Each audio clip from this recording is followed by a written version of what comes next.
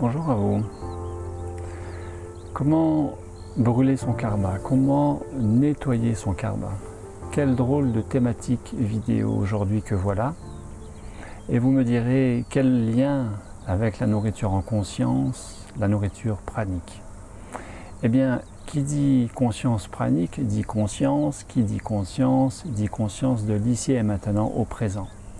Or, le thème de ces informations karmiques, du karma, au sens général du terme, nous renvoie, pour la plupart d'entre nous, à cette notion du passé et de ce que nous aurions fait au passé, peut-être dans les vies antérieures, car nous pensons systématiquement à vie antérieure dès que nous parlons de karma.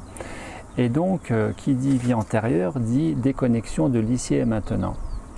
Donc, ça c'est une première chose. La deuxième étant que l'un n'est pas antinomique avec l'autre. Nous pouvons tout à fait envisager d'être nourris au présent de la conscience du présent, et plus que d'être nourris et de communier avec cette présence au présent, dans cet état modifié de conscience qui est le rayonnement de la présence, centré au cœur du cœur, au cœur de toutes les cellules, au cœur de l'être, et en même temps avoir un impact direct sur ces éventuelles traces karmiques, sur cet éventuel karma qui nous ramènerait au passé. Et en cela, je vous donne déjà une réponse possible à comment gérer, nettoyer, brûler son karma, qui serait le résultat de nos vies antérieures peut-être, mais en tout cas de notre passé et que nous transporterions dans notre bagage, dans nos valises, ici, maintenant, au présent. Le Bouddha lui-même a dit « Si tu veux connaître ton présent, regarde ton passé.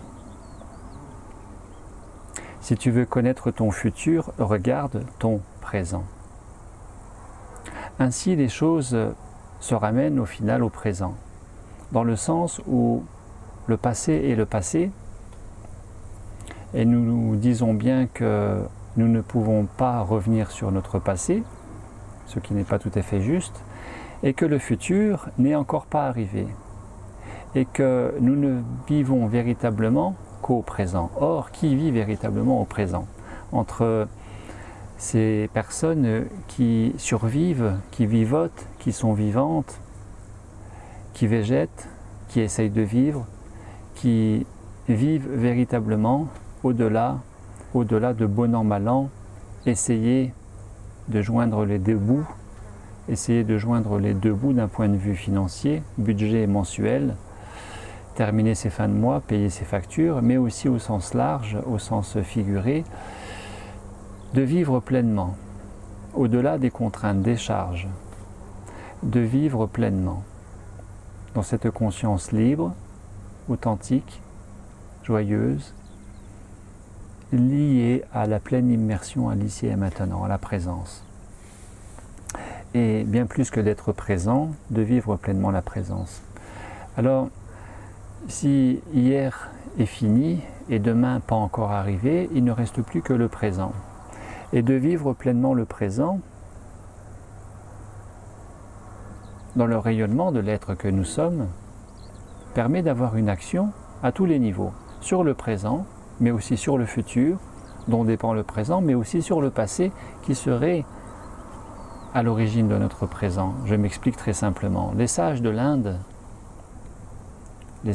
traditionnelle disent que nous brûlons notre karma avec le feu. Le feu brûle le karma. Il faut entendre le feu de la conscience. Bonjour Monsieur Lézard.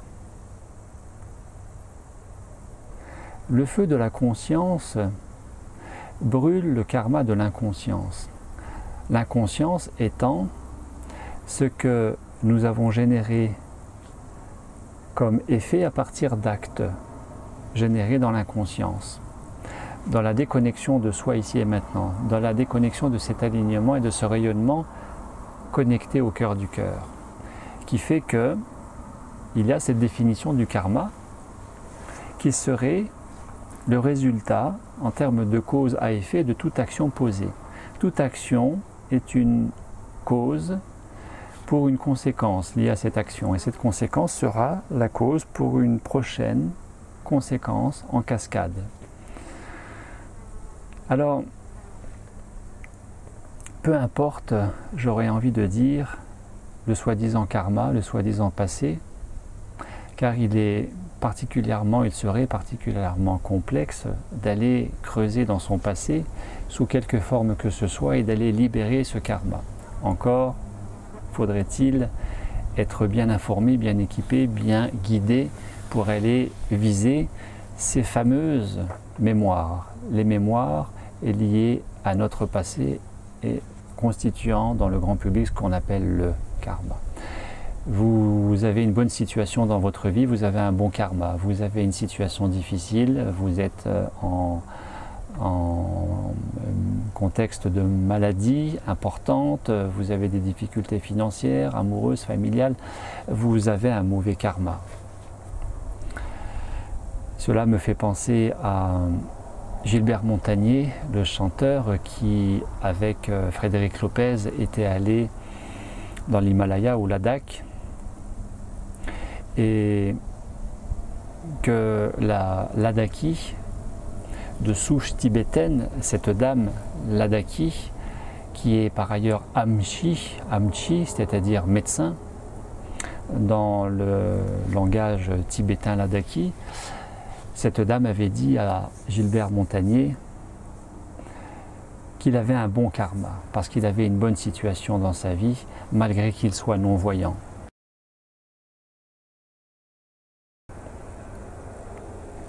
Ainsi, peu importe le passé, car nous avons en réalité peu d'action sur ce passé d'un point de vue linéaire, mental, cartésien, analytique, psychanalytique. Par contre, il y a aussi ces personnes, peut-être en faites-vous partie, qui affirmaient que pour nettoyer, brûler son karma, se mettre à jour avec son karma, eh bien il s'agirait de faire du bien autour de soi. Peut-être, mais du bien pour qui en réalité? Car l'intention derrière cette action, dans le fait de faire du bien, serait plus orientée pour soi-même, en définitive, pour brûler son karma, et moins pour la personne envers qui ce bien est réalisé.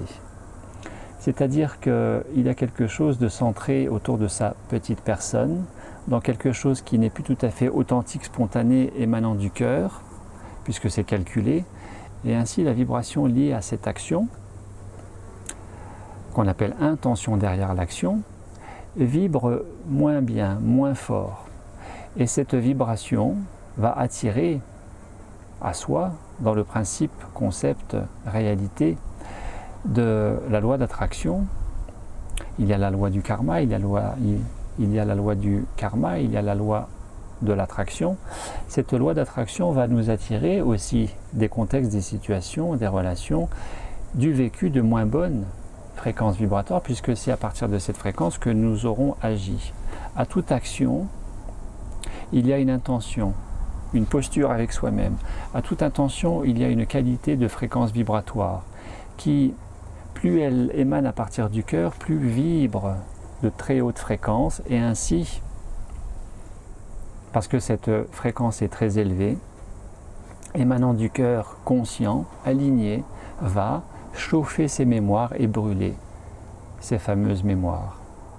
Le feu de la conscience brûle l'inconscience des mémoires liées à notre passé.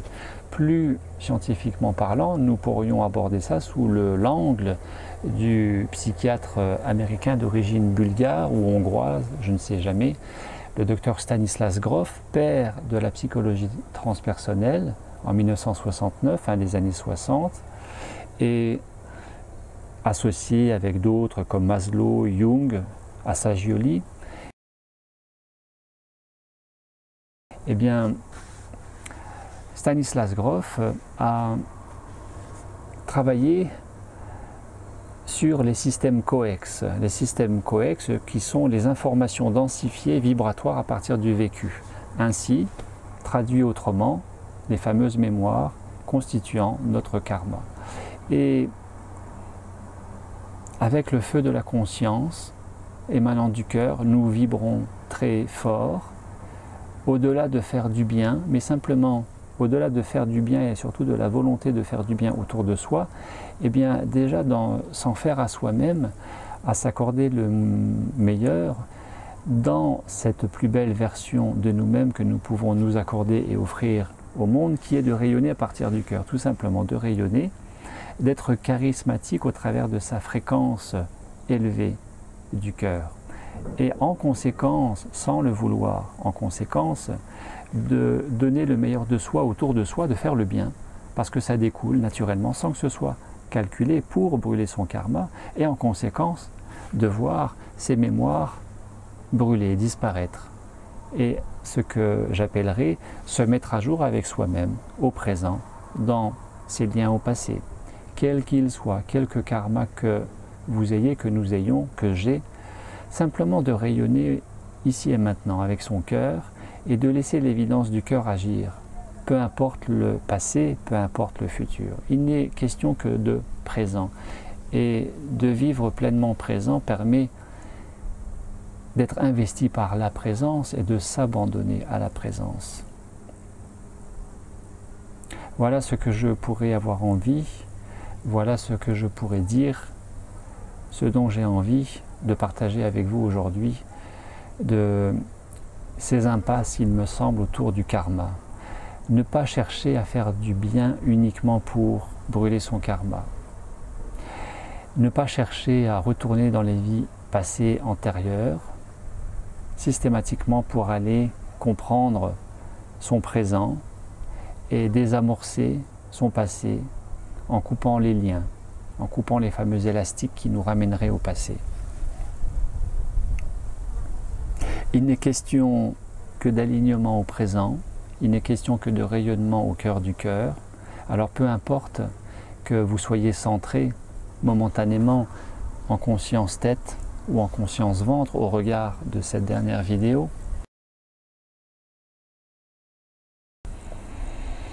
peu importe, ça doit être fluide, mais que la centration, le centrage, le centre, l'ancrage qui prédomine soit celui du cœur. Et ainsi, dans ce lâcher-prise, dans ce laisser-faire, lié à l'illusion de la temporalité, de la linéarité, de l'horizontale, du temps qui passe, peu importe tout cela, d'être simplement dans le rayonnement du ici et maintenant. Vivre pleinement le présent à partir de la conscience du cœur. Vivre au présent ne veut pas dire vivre au jour le jour. Je vous renvoie à cette vidéo pour quelques explications si vous le souhaitiez. Merci à vous, plein rayonnement dans votre cœur et je vous dis à très bientôt.